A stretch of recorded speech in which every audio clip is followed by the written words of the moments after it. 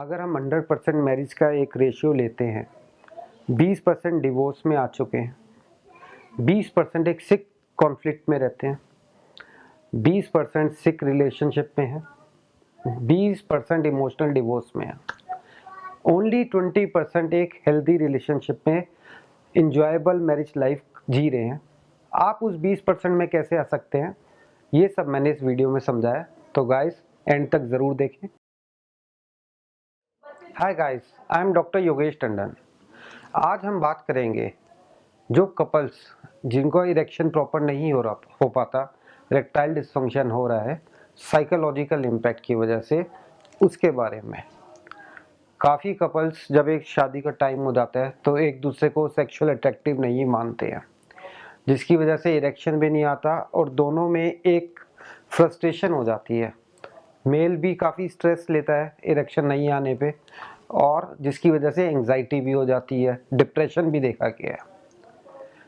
सबसे बेटर इसमें यही रहता है कि आपको एक टॉक करनी चाहिए प्रॉपरली कि आप एक दूसरे से सेक्सुअल डिज़ायर क्या रखते हैं, आप क्या सेटिस्फेक्शन चाहते हैं।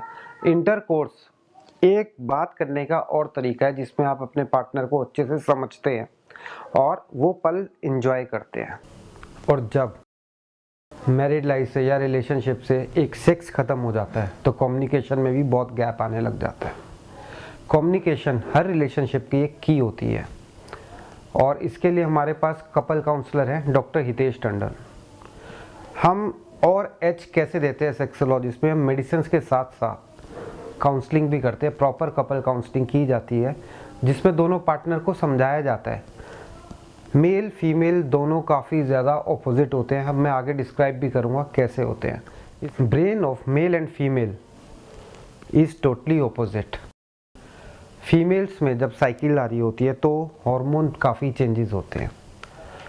फर्स्ट पार्ट में एस्ट्रोजन और प्रोजेस्टेरोन होता है, सेकंड में प्रोजेस्टेरोन डोमिनेट करता है जो डिप्रेसिव हार्मोन होता है, और अगर प्रेगनेंसी रुक गई तो HCG वगैरह और हार्मोन्स आ जाते हैं, जिसकी वजह से काफ़ी डिस्कम्फर्ट होता है फीमेल को, उनका मूड स्विंग काफ़ी होता है, इरिटेशन रहता है, इरिटेबिलिटी रहती है, काफ़ी चीज़ें वो झेलते हैं।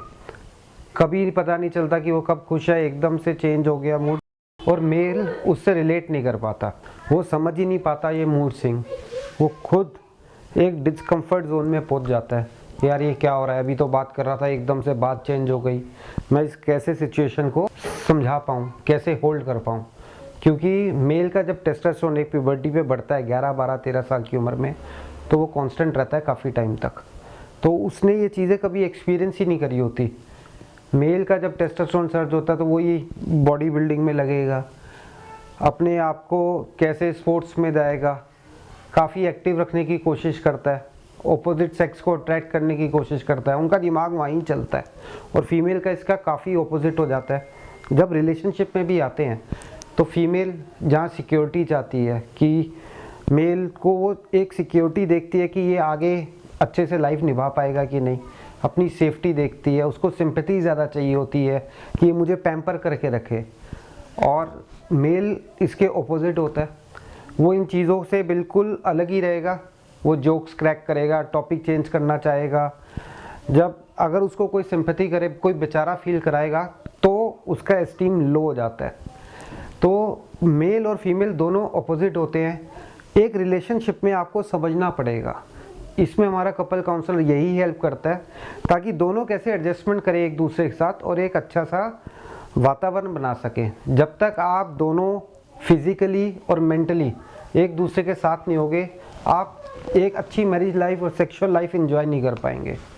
आजकल डिवोर्स के मोस्टली 3 कारण होते हैं, सेक्स, मनी एंड किड्स, जिसमें सबसे बड़ा इम्पैक्ट होता है पैसे का।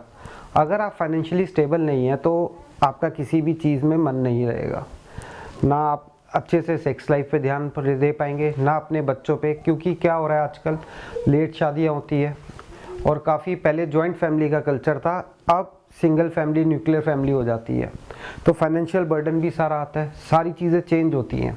फीमेल के लिए भी दिक्कत आती है, वो एक 30-35 साल की उम्र में अपनी पूरी फैमिली छोड़ के जा रही है।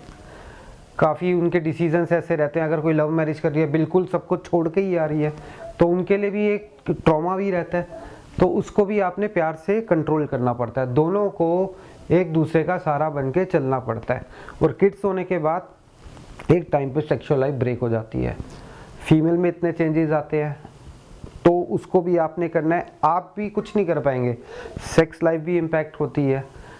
तो किड आने के बाद भी एक मेजर चेंज आता है, तो उसको आपने ग्रेसफुली अच्छे से समझना है, जो समझाने में हमारे काउंसलर बहुत अच्छे से आपको ट्रीट करते हैं।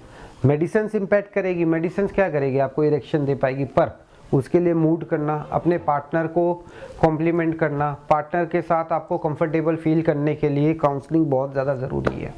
तो इसलिए हमारा सक्सेस रेशियो इसलिए ज़्यादा है क्योंकि हमारे साथ डॉक्टर हितेश हैं जो बहुत अच्छे से कपल काउंसलिंग करते हैं। कितनी शादियां हमने सिर्फ एक काउंसलिंग से बचाई है और 2-4 गोलियों से बचाई हैं। तो गाइस, जब आपको लगे आपको ज़रूरत है, शादी से पहले भी अगर आप रिलेशनशिप में हैं, बॉयफ्रेंड गर्लफ्रेंड है, तब भी अगर आपको कुछ लगता है, बेझिझक हमारे पास आइए और हमारी सुविधाओं का लाभ उठाइए। Thank you.